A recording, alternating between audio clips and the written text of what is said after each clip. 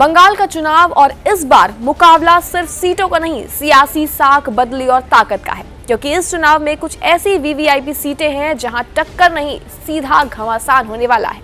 जी हां, आपने सही सुना। पश्चिम बंगाल विधानसभा चुनाव के लिए तृणमूल कांग्रेस यानी टीएमसी ने अपने 291 उम्मीदवारों की लिस्ट जारी कर दी है और इस लिस्ट में कई ऐसे नाम हैं जो चुनाव को पूरी तरह हाई वोल्टेज बना रहे हैं।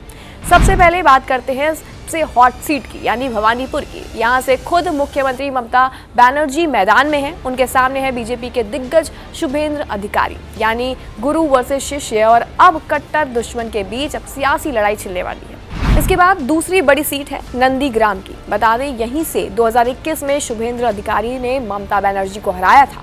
इस बार टीएमसी यहां से नए चेहरे के साथ मैदान में है, लेकिन मुकाबला फिर से बेहद हाई प्रोफाइल रहेगा।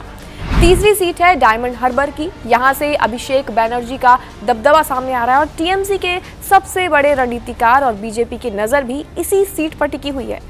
इसके बाद चौथी सीट आसनसोल की है। ये सीट हमेशा से राजनीतिक रूप से संवेदनशील रही है।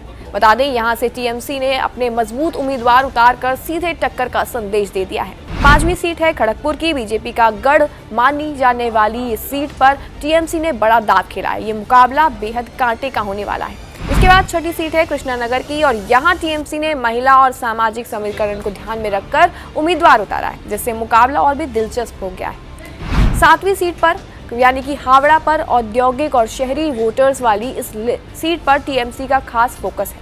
बता दें, आठवीं सीट पर दार्जिलिंग क्षेत्र, यानी कि यहाँ टीएमसी ने सहयोगी दलों के लिए सीट छोड़ दी है, लेकिन राजनीतिक असर पूरे राज्य में दिखने वाला है। इसके बाद नौवीं सीट है बारासात की और यहाँ टीएमसी का संगठन मजबूत है, लेकिन बीजेपी लगातार यहाँ पर चुनौती दे सकती है। 10वीं सीट यानी कि अहम सीट सिलीगुड़ी, जहाँ के बता दें कि उत्तर बंगाल की सबसे अहम सीटों में से ये एक है, जहाँ हर पार्टी अपनी पूरी ताकत झोंक रही है, चाहे वो टीएमसी हो या फिर बीजेपी। अब सवाल यहाँ ये उठता है कि टीएमसी की इस लिस्ट में 52 महिलाएं हैं, 95 SC/ST हैं और 47 अल्पसंख्यक उम्मीदवार शामिल हैं, यानी पार्टी ने सोशल इंजीनियरिंग का पूरा फोकस किया है। वहीं दूसरी तरफ भारतीय जनता पार्टी भी 154 उम्मीदवारों की लिस्ट जारी कर चुकी है और शुभेंद्र अधिकारी को 2-2 सीटों से उतारने का बड़ा दांव भी खेल चुकी है।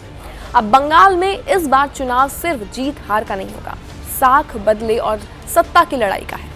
इन 10 वीवीआईपी सीटों पर जो भी होगा वही तय करेगा कि बंगाल का ताज किसके सर सजेगा।